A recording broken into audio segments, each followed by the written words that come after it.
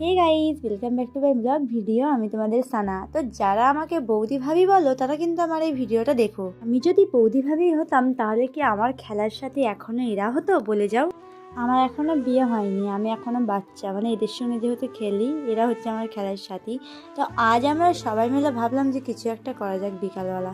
তাই সবাই মিলে টাকা জোগাড় করে চলে গেছিলাম দোকানে, আর তারপরে কলা পাতা কেটে ধুয়ে আমরা চলে যাচ্ছিলাম আমাদের বাড়ির সামনে মাঠে। আর এদিকে দেখো আমার ছোট্ট মাটা পড়ে গেছে লাস্টে, বেচারা আসতেই পারছিল না, নিয়ে ও একদম আস্তে আস্তে আসছিল। তারপর ফাইনালি পৌঁছালো আর আমরা চলে যাচ্ছিলাম মাঠে, যেখানে আমরা বসি সেখানে চলে গেছিলাম। তো ওখানে যাওয়ার পর আমরা গোল করে বসে গেলাম। আর ছোটোবেলার দিনগুলো কিন্তু মনে পড়ে গেল। ছোটোবেলায় এইভাবেই আমরা সবাই মিলে বসে এইভাবে কুরকুরে মাখা বা চানাচুর মাখা এইভাবে করে খেতাম। তো সেই দিনগুলো সত্যি মনে পড়ে গেল আমি এদের সঙ্গে, তাই আবার সেই ছোটোবেলার দিনগুলোকে আবার শুরু করলাম এদের সাথে। আমরা এখানে কিন্তু অনেক রকম কুরকুরে চিপস নিয়ে নিয়েছিলাম। আর এখানে দেখো আমার বুঞ্জিটা কুরকুরেটা মাখাচ্ছে না নিজে ড্যান্স করছে কে জানে, বুঝতেই পারছিলাম। তো এখানে সুন্দর করে কলা পাতাগুলো কেটে নিচ্ছিলাম, যেহেতু এইটার উপরে আমরা সবাই মিলে খাবো।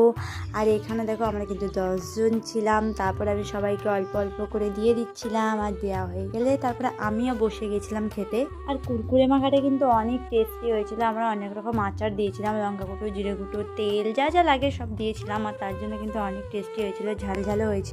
আর কারা কারা ছোটোবেলায় এইভাবে এরকম করে বসে, মানে কারা কারা এরকম আনন্দ করেছে ছোটোবেলায়, আমাকে কিন্তু কমেন্টে বলে দিও। আমি কিন্তু অনেক অনেক করেছি। তাই আবার ছোটোবেলার ওই দিনগুলোকে ফিরে পাওয়ার জন্য আমি আবার ওদের সঙ্গে সামিল হয়ে গেলাম।